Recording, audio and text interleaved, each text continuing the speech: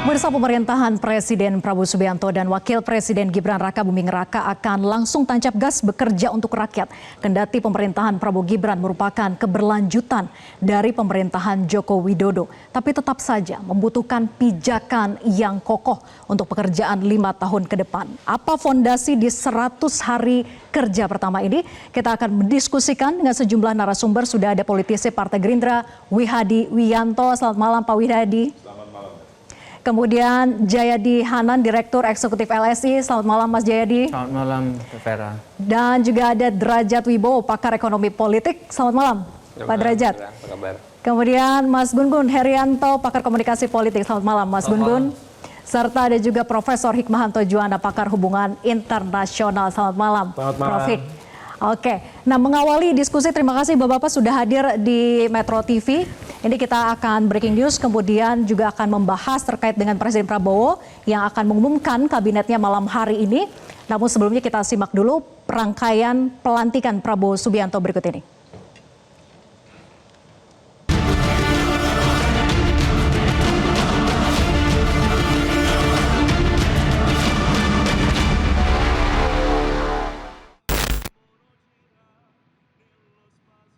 Saat tiba di gedung kura-kura MPR RI, Prabowo Subianto tampak mengenakan beskap adat Betawi dan peci berwarna biru. Ia disambut meriah oleh marching band dan pedang pora yang telah disiapkan di gedung kura-kura. Setibanya di dalam gedung, Prabowo menyapa para pimpinan MPR RI seperti Ahmad Muzani, Bambang Wuryanto, Rusdi Kirana, dan Edi Suparno. Presiden Republik Indonesia ke-7 Joko Widodo juga hadir di hari pelantikan Prabowo Subianto. Saat disambut langsung oleh Prabowo, Joko Widodo juga terlihat kompak mengenakan pakaian bangsawan atau ujung serong khas pria Betawi. Iriana Jokowi juga terlihat memakai kebaya encim khas Betawi berwarna putih. Sejumlah tamu penting turut menghadiri pelantikan Prabowo dan Gibran sebagai Presiden dan Wakil Presiden. Sekitar 1.100 tamu undangan hadiri pelantikan Prabowo Gibran. Pelantikan ini juga dihadiri oleh Presiden ke-6 Republik Indonesia Susilo Bambang Yudhoyono, Wapres ke-8 Tri Sutrisno, Wapres ke-11 Republik Indonesia Budiono, dan Wapres ke-10 dan 12 Republik Indonesia Yusuf Kala. 33 tamu negara lainnya juga hadir seperti Kepala Negara, Wakil Kepala Negara, mantan Presiden, dan utusan khusus. Usai resmi dilantik menjadi Presiden ke-8 Republik Indonesia, Prabowo Subianto langsung meninggalkan gedung MPR RI untuk menuju Istana Negara untuk agenda pisah sambut dengan Joko Widodo.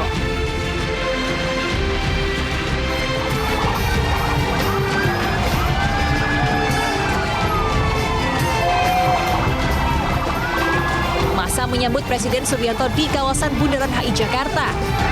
Dengan mengenakan kendaraan Maung Garuda buatan Pindad, Presiden Prabowo Subianto menyapa warga yang mengucapkan selamat atas terpilihnya Prabowo sebagai Presiden. Usai purna tugas, Joko Widodo memilih untuk pulang ke kampung halamannya di Solo. Presiden Prabowo Subianto langsung mengantarkan Jokowi ke Bandara Halim Perdana Kusuma untuk bertolak ke Solo. Sejumlah menteri Jokowi di Kabinet Indonesia Maju juga tampak terlihat mengantarkan Jokowi dan Iriana untuk pulang ke Solo dengan menggunakan pesawat TNI Angkatan Udara. Tim Liputan, Metro TV.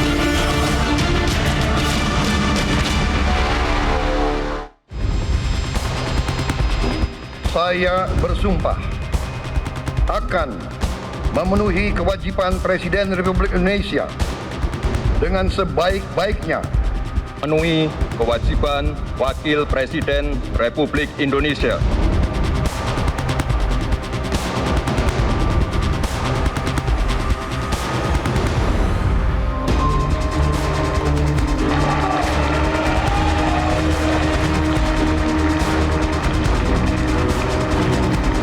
Kita harus selalu ingat, setiap pemimpin dalam setiap tingkatan harus selalu ingat, pekerjaan kita harus untuk rakyat.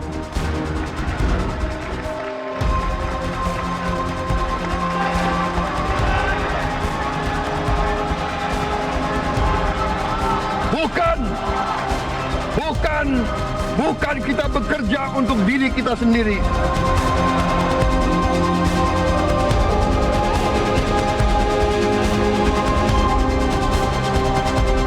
Marilah kita bangun masa depan bersama.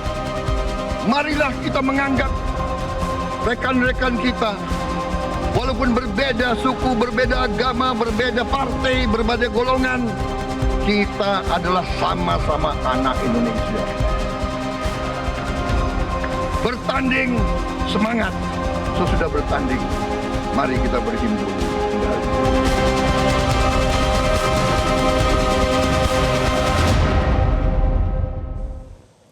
Kita akan mulai diskusi, saya ke Pak Wihadi dulu. Pak Wihadi, pasca dilantik Presiden Prabowo ini seakan ingin langsung semuanya serba cepat gitu ya, ingin mengumumkan siapa-siapa saja yang masuk dalam kabinetnya. Dan sebelumnya juga, sebelum dilantik bahkan sudah melakukan pemanggilan, pembekalan kepada para calon menteri dan juga wakil menteri. Mengapa semuanya harus serba cepat? Ya, ini adalah mekanisme yang diterapkan oleh Pak Prabowo adalah ingin bekerja cepat dan tidak ingin adanya pemerintahan yang berhenti ataupun stuck pada saat pergantian. Sehingga menteri-menteri yang dipanggil, menteri-menteri yang akan menjadi menteri-menterinya Pak Prabowo pun sudah dipersiapkan dan segala sesuatunya hari ini tidak mau buang-buang waktu, bahwa hari ini pun sudah akan diumumkan menteri-menterinya siapa dan besok langsung dilantik dan setelah itu akan dilakukan langsung rangkaian daripada Hambalang Retreat yang kemarin dilakukan, nanti akan ada Magelang Retreat yang akan dilakukan dan mereka nanti sekitar 3 hari akan di Magelang. Kemudian semua menteri dan wamen dan semua kepala badan juga akan ikut dan langsung Pak Prabowo langsung akan bekerja. Nah, ini adalah menunjukkan bahwa Pak Prabowo ingin secepatnya bahwa permasalahan ini tidak dibuang-buang, diselesaikan, tidak perlu membuang-buang waktu. Nah, inilah memang mekanisme kerja yang selalu diterapkan oleh Pak Prabowo. Ingin bahwa segala sesuatunya bekerja dan di-prepare sangat-sangat dengan well prepare sehingga pada saat nanti dijalankan itu sudah bisa berjalan dengan baik. Oke. Mas Jayadi, itu kan sebetulnya diinginkan dan dibutuhkan oleh masyarakat saat ini, kerja cepat dari pemerintahan baru tanpa ada proses lagi transisi karena sebelumnya dikatakan sudah keberlanjutan. Ya, pertama kan memang kabinet atau pemerintahan ini kan kabinet yang merupakan keberlanjutan. Jadi seharusnya banyak aspek-aspek yang mendasar, yang penting itu bisa langsung dilanjutkan. Nah, kalau kita lihat dari masalah-masalah mendesak yang menurut masyarakat harus segera diselesaikan, itu kan masalah-masalah seperti ekonomi. Ekonomi itu soal pekerjaan, harga barang kebutuhan pokok, kemudian masalah-masalah yang terkait dengan kemiskinan, ya. Kemudian masalah kesehatan, kemudian juga masalah pemberantasan korupsi. Kan itu aspek-aspek yang selalu disampaikan masyarakat melalui Baga Riset itu bahwa itu adalah hal yang mendesak. Dan hal-hal mendesak itu terkait dengan kehidupan sehari-hari masyarakat kan. Nah, kalau kehidupan sehari-hari masyarakat memang tidak bisa menunggu. Ntar berhenti dulu gitu. Ya. Nanti tunggu kabinetnya diumumkan dulu, nanti kabinetnya memakan waktu beberapa minggu, kan nggak bisa begitu. Itu satu. Yang kedua, yang kedua. Yang pertama kan ini memang keberlanjutan, jadi memang harusnya bisa lebih cepat. Yang kedua, masalah-masalah mendesak itu memang tetap harus segera diatasi. Yang ketiga, jangan lupa kabinet ini diperkirakan akan lebih banyak atau lebih besar struktur dan jumlah orangnya dibandingkan dengan kabinet sebelumnya. Sudah terlihat saat dipanggil. Ya, dan kita tahu bahwa kalau kita bertanya kepada para pakar organisasi atau ahli administrasi negara, pemecahan kementerian itu atau pembentukan kementerian baru itu kan memerlukan waktu. Nah, barangkali Pak Prabowo ingin mengurangi terlalu banyak waktu yang diperlukan untuk misalnya memecah kementerian pendidikan menjadi beberapa itu kan supaya tidak terlalu memakan waktu lama, maka dipersiapkan lebih cepat gitu. Jadi barangkali itu ya yang menjadi fokusnya. Cuman tentu saja saya kira setiap struktur kementerian itu pasti bergeraknya tidak bisa secara sama ya, tidak bisa. Karena kementerian-kementerian yang tergolong baru atau hasil pemecahan pasti perlu waktu untuk konsolidasi terlebih dahulu. Kementerian-kementerian yang sudah lama ada, diisi oleh orang-orang yang terkait, ya kita dengar misalnya Ibu Sri Mulyani akan di Kementerian Keuangan, mungkin itu bisa langsung tancap gas gitu kan. Tinggal melanjutkan saja. Tinggal melanjutkan saja. Tapi menteri-menteri yang benar-benar baru atau nomenklaturnya lebih baru itu mungkin memerlukan waktu. Jadi Harus barangkali nanti akan ada kombinasi. struktural juga ya, Mas Jayadi ya. Saya kira beberapa kementerian itu nanti terkait langsung dengan apa yang diistilahkan sebagai quick wins, itu ya istilahnya. Kan ada 7 atau 8 program yang dianggap quick wins ya. Dan itu semua saya perhatikan 8 program itu terkait dengan ekonomi, kemiskinan, kemudian seperti masalah gizi ya, kemudian masalah pembangunan perumahan, pembangunan sejumlah infrastruktur dan sebagainya, termasuk infrastruktur di pedesaan gitu. Itu kan memang harus segera dipercepat geraknya, dan menteri-menteri yang terkait langsung itu bisa dipercepat oleh Pak Prabowo dalam melakukan tugas-tugasnya. Saya ke Mas Gun Gun kemudian. Kalau memang tujuan ada percepatan, Anda melihat publik menangkap demikian juga tidak sih sesuai dengan maksud dari Pak Prabowo ini? Iya, selalu ada ruang skeptisme pasti ya, dan itu wajar ya. Selain apresiasi dan langkah cepat memang diperlukan. Kenapa? Karena konteks pemerintahan Pak Prabowo ini sebenarnya diuntungkan oleh transisi paling mulus dalam sejarah transisi pemerintahan di Indonesia. Belum pernah sejarah semulus ini. Contoh misalnya bagaimana Pak Jokowi dan Pak Prabowo berkomunikasi sangat intens, itu menjadi modal sosial sebenarnya bagi pembentukan pemerintahan Pak Prabowo.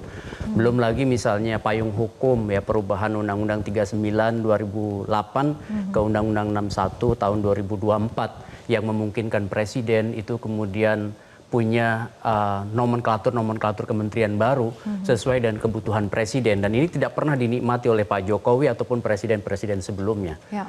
Kemudian juga distribusi atau redistribusi orang yang sebelumnya di kabinet Pak Jokowi itu cukup banyak, ada 17 seingat saya yang kemudian menjadi menterinya Pak Prabowo. Artinya ini juga menjadi langkah lebih cepat sebenarnya dalam konteks kabinet Pak Prabowo. Masalah yang paling krusialnya adalah dengan nambahnya nomenklatur baru yang banyak dan diisi oleh menteri dan wakil menteri lebih banyak lagi. Dan ini mungkin menteri paling banyak setelah Dwi Kora yang disempurnakan. Ya, dulu tahun 66 yang sering juga disebut sebagai kabinet Gestapo, masih ingat ya. Dan ini saya pikir jadi pengalaman bahwa ketika kabinet itu jumlahnya banyak, belum tentu efektif. Sehingga kemudian proses transisi ini yang paling penting krusial di awal adalah mengkoordinasikan terutama misalnya sistem organisasi dan tata kerja. SOTK ini tidak mudah ketika ada nomenklatur baru, kemudian butuh juga tunjangan politik anggaran yang lebih clear. Ya. Dan posisi itu tentu menjadi agenda yang paling mendesak di awal, sehingga saya yakin langkah cepat yang dilakukan oleh Pak Prabowo salah satunya karena memang dihadapkan pada persoalan-persoalan yang saya barusan ulas. Ya. Baik, kita juga akan bahas usai jeda. Pernyataan Pak Prabowo mengatakan bahwa kita perlu suasana yang kebersamaan, bukan cekcok berkepanjangan, pemimpin yang tidak caci maki. Tapi kita bahas usai jeda, tetap bersama kami di Breaking News Metro TV.